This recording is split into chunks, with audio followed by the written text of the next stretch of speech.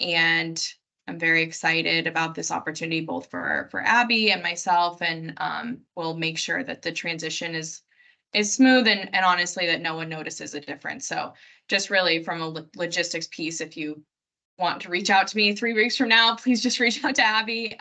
But we're still moving full speed ahead to get as much done this summer as possible, and I'm fully confident in Abby's ability to take the reins. So with that, I will have Abby just run through the agenda for today, and then we'll get right into it. Great. All right. So, and I apologize for being off camera. I'm just traveling today and in a hotel room. But for today's meeting, Tori just gave us our updates on the workforce board and our strategic plan. And so we're going to dive into 2 of the strategic plan milestones that we have laid out on the initial phases of the strategic plan. So that'll be an inventory of state programs going on in the state right now that impact youth, and then the idea of a statewide youth mentorship resource. And then we're going to just dive into some next steps that you all can look for from us in the coming weeks and the coming months. And then that'll take up our hour for today. So, Any questions, thoughts, concerns? All right. Okay, we can move right through it. I will share my screen. We do everything in PowerPoints here just because it keeps us organized, but it's not really like a full presentation. Can everyone see that okay? Great. So strategic plan milestone 1, this is the first thing on our 1-pager for the youth committee. By September 2023, the youth committee will compile an inventory of state programs related to youth to be updated on a yearly basis and identify programming gaps and identification of barriers for students across the state. So seems like a fairly large task. However, there's a lot of existing resources that we can tap into to do this. Before I kind of step into the how, the reason that we want to do this is for a couple of things. In this committee, folks mentioned that we want to be able to make all programs as accessible as possible to students that might not typically be looking for these things, or for folks who have parents who might not be looking for these things. And then also to identify if there are either geographic or programming gaps that we're missing, and then we can, kind of assess where more effort needs to be put in different areas or different types, or if there's any solutions there. And so this is step 1 on a longer, broader goal from our 1-pager, if you want to reference that, into really getting students as much information as possible and getting as many students involved in these programs as possible, especially some of the more at-risk or, lower income folks with different socioeconomic statuses involved in some of these. So it's also important to recognize a piece of this will be saying, okay, are there other needs that need to be met in order to serve these students? But that's kind of farther down the road. So what we've done and what we'll be asking from you, there's not necessarily much discussion today, is our intern who's on the call, Dylan, has used a bunch of different resources, Vermont After School, AOE, Governor's Institute, to identify from as much as we can find in our research, an exhaustive list of what programs are out there. We recognize obviously that it's probably not an exhaustive list. So what we'd be looking for from you is we'd send this as a follow-up, and for folks to take a look at it and say, you don't necessarily need to be like figuring out exactly what programs are missing, but maybe other organizations we should reach out to that would have more information, or if there's any programs you see, off the top of your head that are missing, but basically to tell us what gaps were in our research that we missed, so that we can make kind of like make outreach and get as exhaustive of a list as possible. And then step 2, which what we'll be discussing at our next meeting, after reviewing the full list, we'll recirculate it after we get more information, will be that diving into that conversation on gaps. So geographic and programming. And I think, so that's really kind of, there's not necessarily a ton of discussion needed today on this, but just wanted to let, when we send it to you for context, kind of what we're looking for is just being like, oh, you really should talk to this person in Lamoille County. They know all of these other programs, or this organization does these programs, you missed them completely. So we recognize we recognize we're not going to ever be perfect, but we want to try to get as big of a comprehensive list as possible of folks.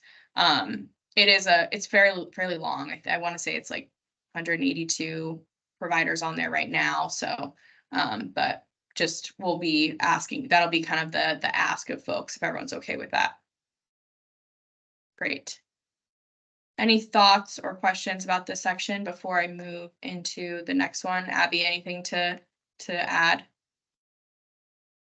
don't believe so.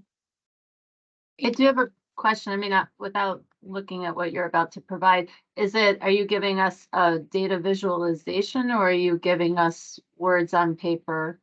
It's a spreadsheet organized by county. Okay. Yeah. If there is, if you look at it and you're like, this makes zero sense to me, then we can figure out a way to kind of either talk through it or visualize it so that, but it's pretty straightforward. It's just, and Dylan, correct me if I'm wrong, it's just the program provider, what the actual program is, and then their location. It's like pretty basic. Okay. Okay, thanks. Great. Okay. And then moving on to the next milestone, another September of 2023, we'll be developing an initial statewide mentorship list with the help of local chambers, RDCs, and school counselors. So this is, again, kind of like if we're forecasting, ideally what we're going to be doing, and we'll talk about this, I guess, in our closing thoughts, is providing opportunities for businesses to come in and either help with events, provide career exploration opportunities, come in and mentor students, do job shadowing. We want to basically start connecting the employers to the students in a way that makes sense at different ages. The reason that we did this, I think, was really a request from the work-based learning coordinators, which was that they only know as much as they know, and it would be easier if we could almost like bring businesses to them. And so that's really, this is kind of step one, is developing a mentorship list, a list of businesses. How we define it is a list of businesses who'd be willing to engage with students in a number of different ways that we could reach out. We could just say, can we reach out to you to participate in an event, do a workshop in a classroom, that type of thing. Just getting a list of businesses who are interested in engaging with youth at various levels. So the kind of two discussion points I think we have for folks today, or we can start with the first one, is obviously, again, as I said, we're not going to be perfect. What entities or kind of touch points do you think would be the most impactful for us if we're making outreach to start populating this list, either locally or statewide, to start, kind of getting contact with businesses and start asking those questions?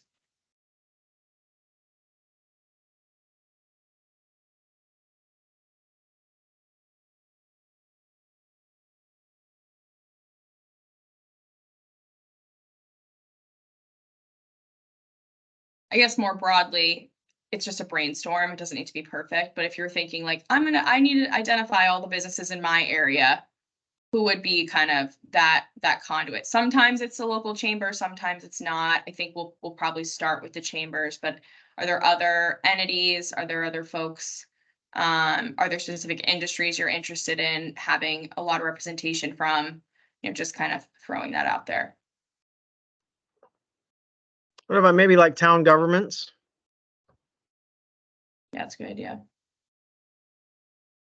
Yeah, like the town clerks, or even some towns have like a business development office. Okay. Other thoughts? What about some of the statewide associations, like the Grocers Association? They might be helpful in getting local context too. Okay. Grocers, I know, like Manufacturing Extension Center. There's a couple others, but we can start to dive into those.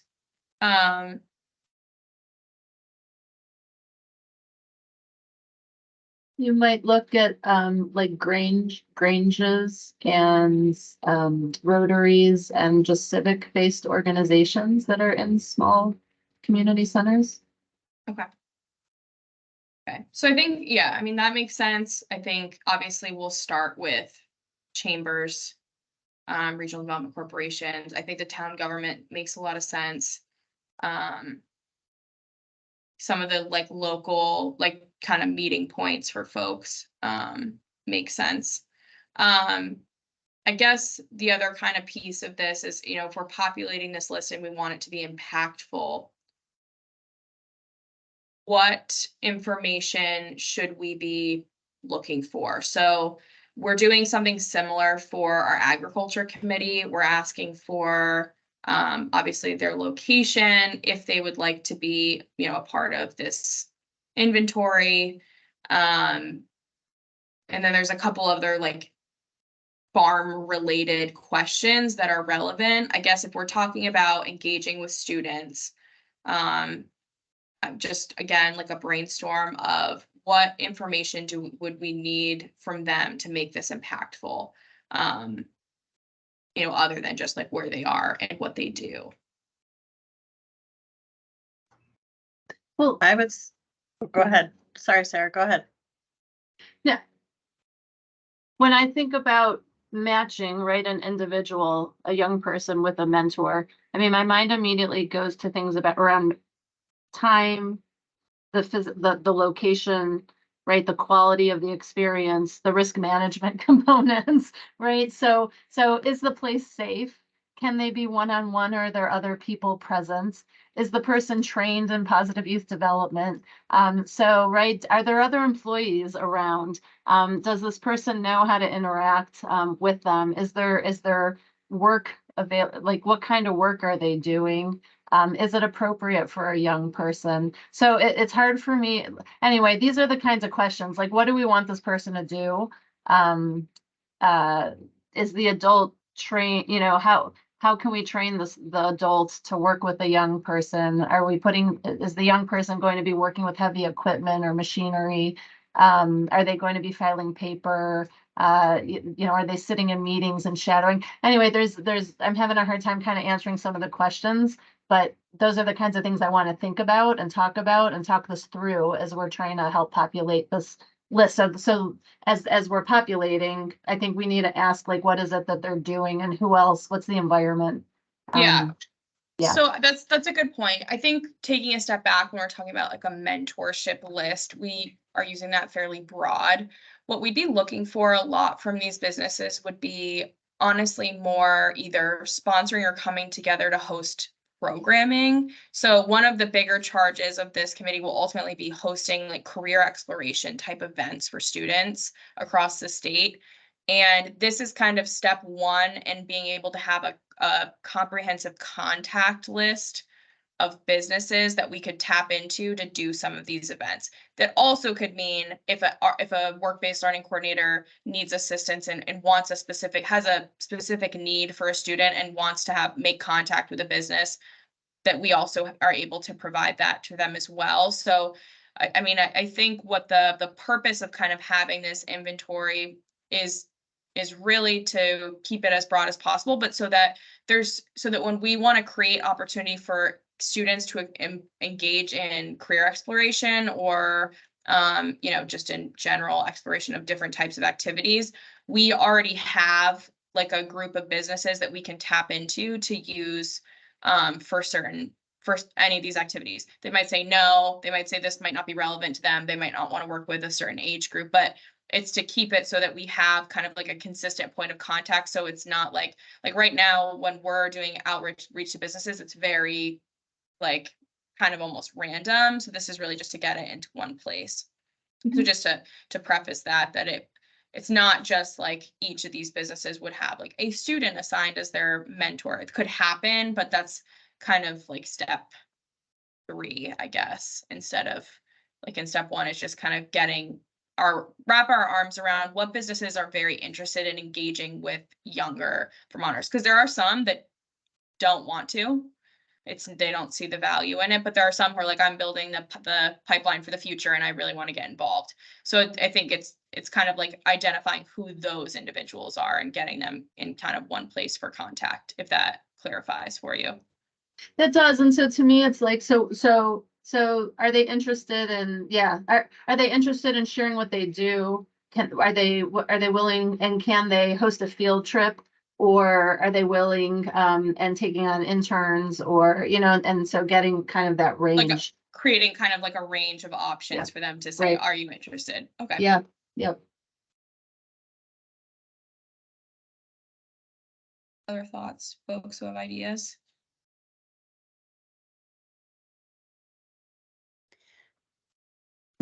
What type of support might be available to employers who might be interested but may need to take some additional steps in order to work with different populations?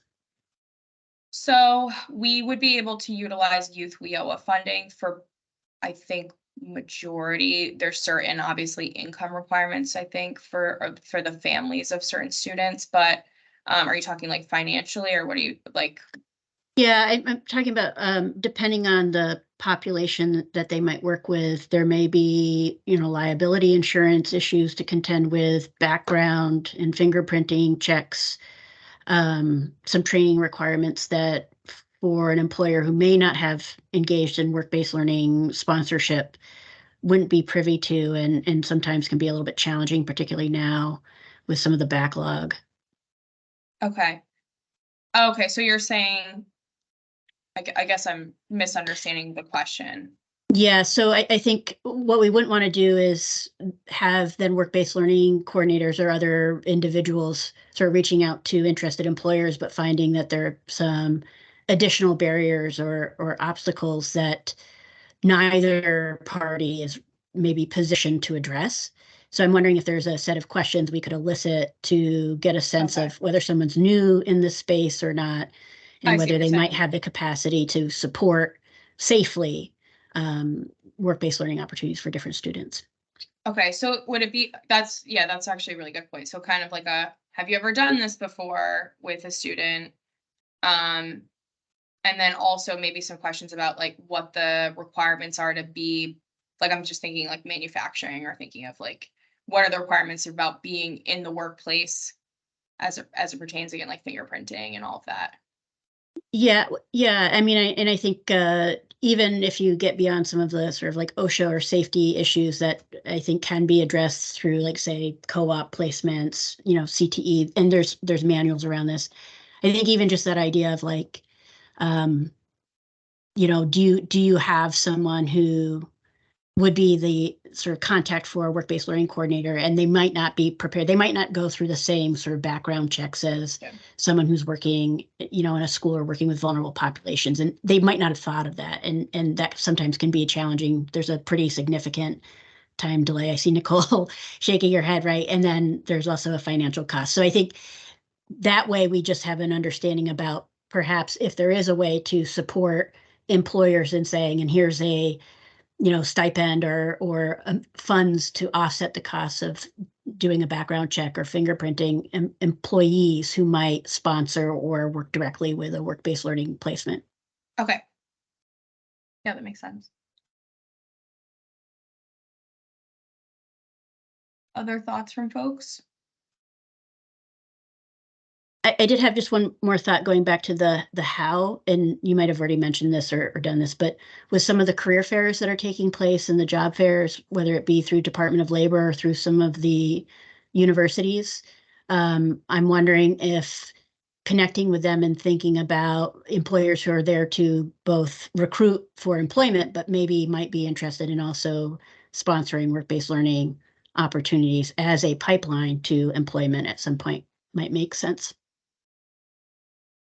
Like, I know UVM's got one coming up in August. Right, having that be another kind of like touch point to Yeah. the employers. Yeah, I think that makes a lot of sense. And they're already engaging, so it's they're probably very interested in engaging with the younger folks as well. Yeah. And I know we've got like a ton of job fairs coming up from the Absolutely. all stuff. So And that yeah. might that might also, coordinate well and directly with the idea of like retaining students as part of the goals of the State Workforce Development Board and that the Vermont Plan. Yeah. So Definitely. That's a great idea, Jess. Other thoughts from folks? So I think next steps on this will be ultimately Abby and I will put together a list of kind of the organizations we're going to reach out. It'll be similar to a similar ask, I guess, for the inventory. We'll put a list together of the organizations we're going to reach out to. You could add in any other organizations you think we should make contact with. Then we'll reach out to the organizations and start to populate a list of businesses that are interested and engaged. But the other piece of that, which will happen before we do the outreach, is I think I'll put together it's a SharePoint form that we'll be having individuals, like if they want to be a part of this, kind of fill out. We'll send that around so that you can take a look at the questions we're asking and see if there's any areas that we're missing. See if we get into some of the pieces Jess mentioned as well, and just, make sure it looks, you can kind of look at it, make sure it looks complete. Tracy? You're muted. I'm muted. Yes, I am. So I did want to mention, so at VDOL, we have a business services team that meets on a weekly basis. And they have direct connection with employers and they're always talking with employers. So they might be a good avenue to sort of speak to this, because as they talk with employers, as long as they have some information they can talk about, they might be able to start helping create this list as well. Okay, yeah, So- I completely forgot about that. So yeah, Yeah. that'll be great. We'll connect Yep. With them as well. Great. So just closing thoughts. Next step is ultimately we're going to be doing outreach to a lot of the different organizations, but we'll be recirculating some of this information. So just keep your eyes peeled. I know obviously you all receive lots of emails, but we'll just kind of give you a deadline. It won't be, don't get in trouble if they don't respond by the deadline, but just take a look at some of the materials and help us to populate some of these lists so that we can just start moving forward. Our goal is really to only kind of come together for the meeting so we can make decision points, other than obviously this one, just to orient you around what's actually going to happen. And so again, both of these goals are a September of 2023 milestone. So Abby will be reaching out with kind of this information and a meeting schedule for the next meeting in August. But it's all, again, with the bigger milestone in mind. One coming up in January is that we'll begin creating an outreach plan to basically promote existing career events. Like that'll be that's the big thing to both employers and to students kind of coming up in January. So it feels kind of slow at first, but it's going to start to pick up once we have these things and actually like putting some lead on the target with, making sure that we can get as much information as possible out to students and get as many people involved as possible. So lots of good work happening over the coming months, but we'll follow up with kind of some stuff for you to review. Abby, anything to add? Anyone else, anything to add? We do not need to take up the full hour today. I don't think so. Great. All righty. Well, we will be in touch. I hope everyone had a lovely 4th of July and enjoy the 3-day work week. So we really appreciate it and we'll be following up. Thank you. thank you and good luck and congratulations, Tori. Yes. Thank you very Yeah. much. Yes, Tori, good luck. Thank you. Excellent. Bye. Thank you for all your hard work.